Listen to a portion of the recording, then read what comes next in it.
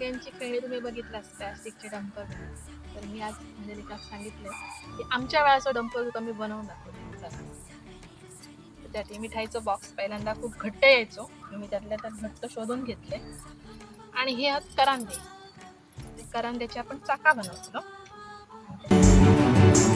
यादें